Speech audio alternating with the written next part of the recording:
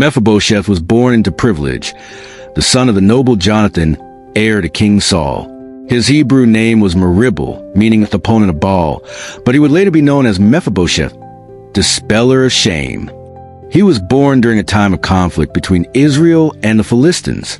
Even as a baby, he was marked by destiny, born to a warrior father and a grandfather who reigned as king. His early years were filled with joy in the royal palace, where he likely received the affections of both his father and grandfather.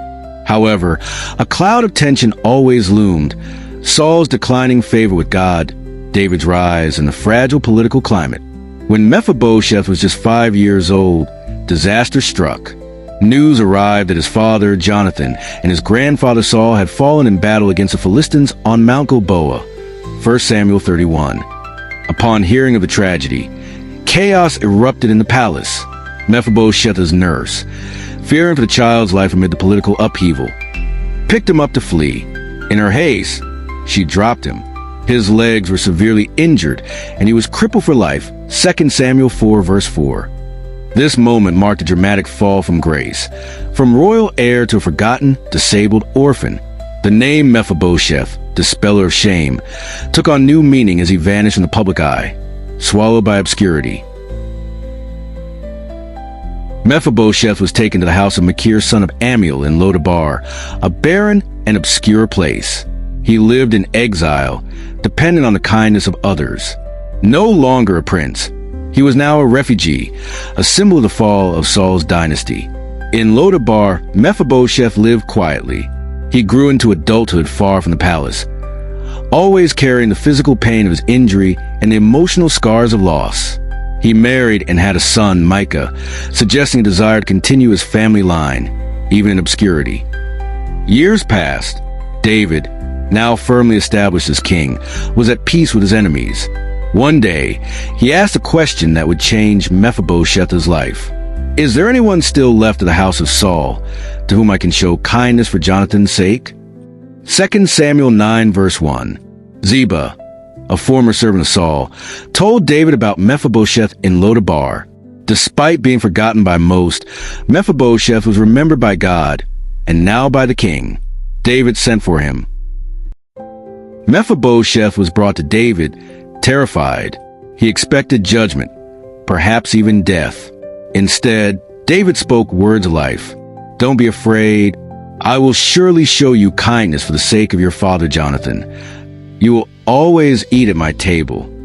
2 Samuel 9, verse 7. David restored to him all the land of Saul, gave him Ziba and his household as servants, and welcomed him as one of the king's sons.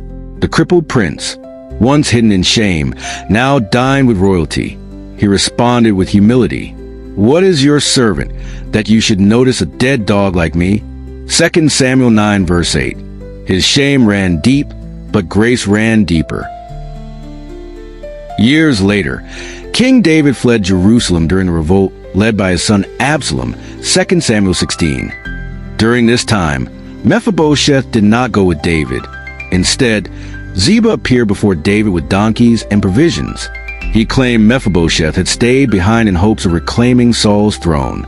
David, under pressure and without hearing Mephibosheth's side, gave all his lands to Ziba. This betrayal or misunderstanding placed Mephibosheth's loyalty under a cloud. Was he truly treacherous, or was Ziba deceiving the king? When David returned victorious, Mephibosheth went to meet him. He looked disheveled. He had not trimmed his beard, washed his clothes, or cared for his feet since David fled. This was not the behavior of a traitor, but of a grieving loyalist. He explained to David that Ziba had deceived him. Being crippled, Mephibosheth could not mount a donkey himself, and Ziba left him behind. David, perhaps uncertain who was telling the truth, made a compromise. You and Ziba shall divide the land. But Mephibosheth, in a final act of humility, said, Let him take everything, now that my lord the king has returned safely. 2 Samuel 19, verse 30. His loyalty was not based on reward, but on love. Mephibosheth continued to live in Jerusalem, dining at the king's table. Though his body was broken, his dignity was restored. He became a living symbol of covenantal faithfulness, David's to Jonathan and God's to his people.